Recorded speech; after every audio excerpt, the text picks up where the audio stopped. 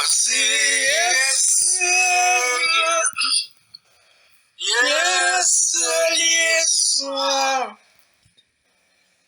yeseliswa kene khona lena ukhona lena esiyesweni ukhona lena esiyesweni lomoya Nkosi yeseliswa Nkosi yangoba senswayeleni khona lena mthwalo ukhona lena esiyesweni ukhona lena esiyesweni lomoya Yesweni asoma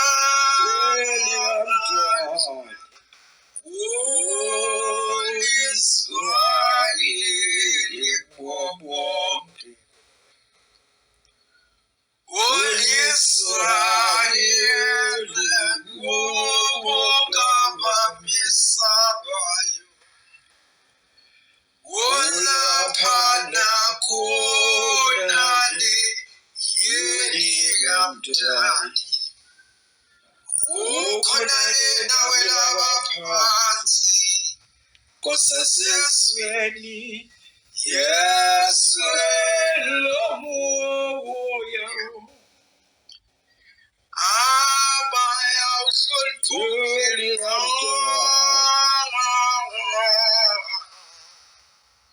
Inkosi mayihlonishwe abayawuhloniphe esizweni Inkosi mayihlonishwe abayawuhloniphe esizweni lomoya olaphana khona le yeli kamdali ukhona lena welabaphansi kusesizweni yesweni lomoya Inkosi ngicela sikhonze yona Inkosi ngicela sihloniphe Inkosi ngicela singayiphosisi Inkosi ngicela singayiqindi ngoba engumdali wetha wasabtha Mahlonishwe ngumjeli kamdali Womahlonishwe yithi kamdali Womahlonishwe kulelizwe kamdali Azahlonishwe nakwelabo yeli kamdali Ngoba ngumdali ke wetha wasabtha Nkosi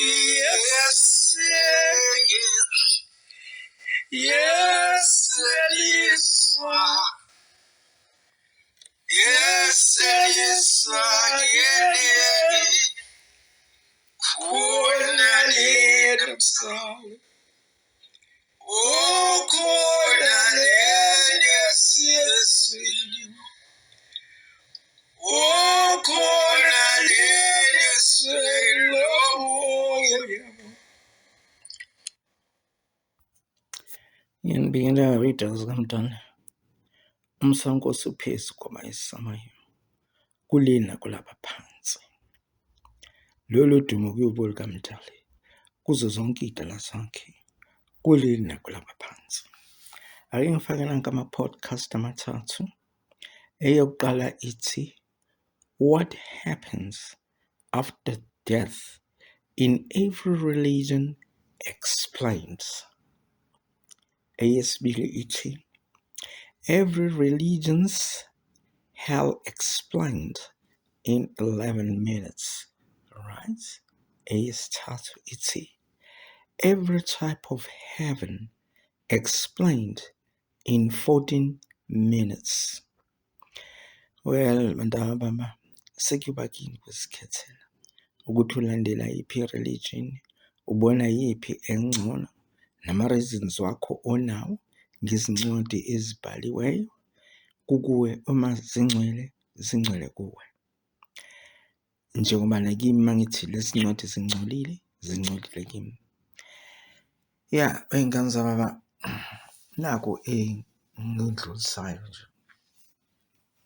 Emva kokuba ngithathe le ithombe ngayolala, bekungu-1, ngavuka ngo-4, ngoba ngithe nje mangilala ngiphethe ubuthongo, then ngabe ngivakashelwa abaphansi. Ubaba uKhuzwayo, uWilliam esakhulela kuye, kube umama Majangasa wasePhongolo, wayeGaneka Masango, engasala kuye sekushona umama wami okaDlaba. Kube ubaba uMzaca wakaNkosi oPhongolo, wayisangoma esibhulakhulu sishaya emhlahlu, umuthi ahamba oba ngomnyama qambeni yavuka osewumbili umuthi entameni. Uyaziwa-ke oPhongolo wayekawo shaya imhlahlo nale endlunkulu yakwaZulu, uyisile sisakhothomayo, ungangezwi lakhe. Anyway, i-history nje leyo, kodwa engiqonda ukusho la ukuthi indawo besiserawundini la kwakugidelwa khona kwaMzaca kwaNkosi, uNkosi Mamba, ngoba nonkosi baningi, kodwa lo angazi babethi uNkosi Mamba, maybe besho ngoba waphuma neMamba emfuleni, nami angazi. AbakaNkosi abaziy'thakazelo zakaNkosi.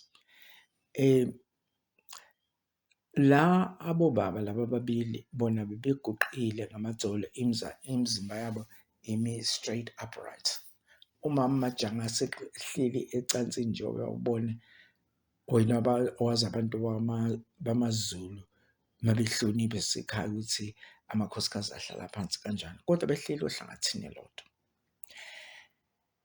Mina ngiguqe opposite, ngibheke bona, azange babenyelele, azange uze lutho, bathe befika nje babeshaya izandla, becula leli culo, nami ngaguqa nabo, ngacula nabo. Kodwa ngithe ngibona bangithilaphelaze ngamehlo, ngabona ukuthi bathi, thatha ingubo yakho uzogida. Cabanga ngisoPhongolo, kuleli phupho, angikho eNyukhasela. Ngithe mangiphuma kule round, angazi kanjani, ngathola ingubo yami, ngayibona sengiyiphethe, ngaphindela endlini. Uma sengingena endlini lapha erondini, ngapha ngalahlile khona umama Majangasa, kusho ukuthi ngakwesokudla sami mangingena emnyango kagogo.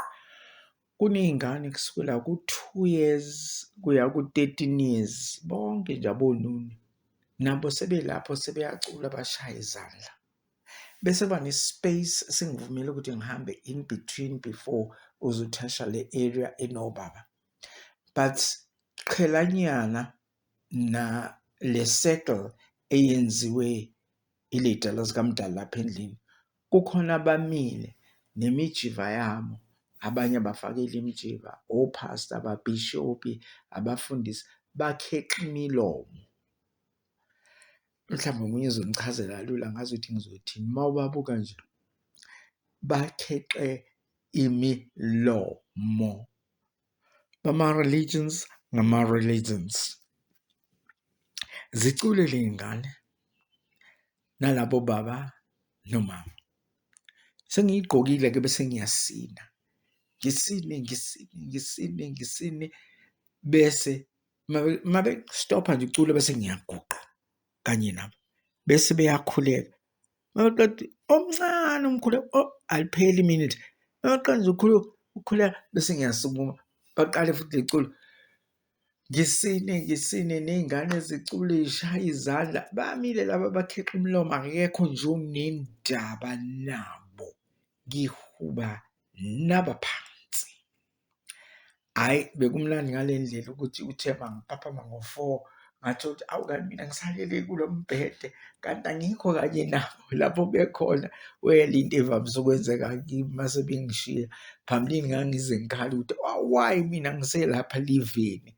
Anyway, lokho izinto ey'hlala kwenzeka. Ngisho ukuthi-ke bantwana baba, nani verifyani, niy'khethele, nibuke lama-video, nibone ukuthi nina nicabanga kanjani.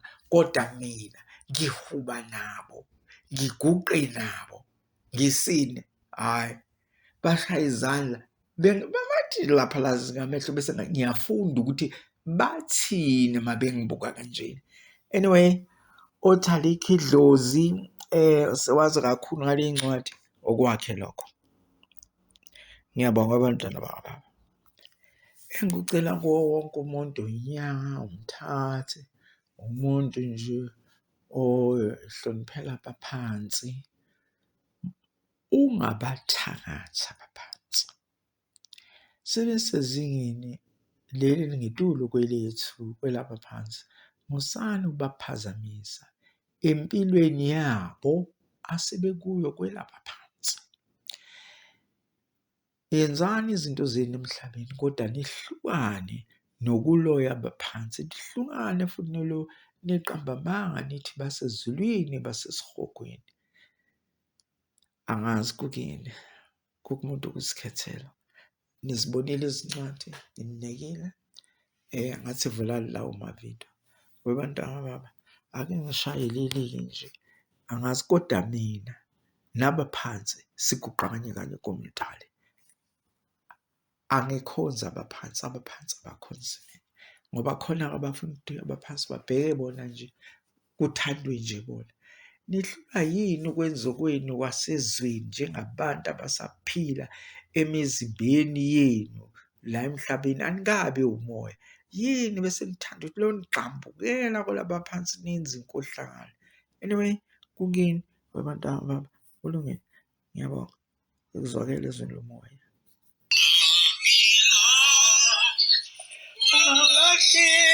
Nkosi, amdlala Nkosi, ungashiye mthwali,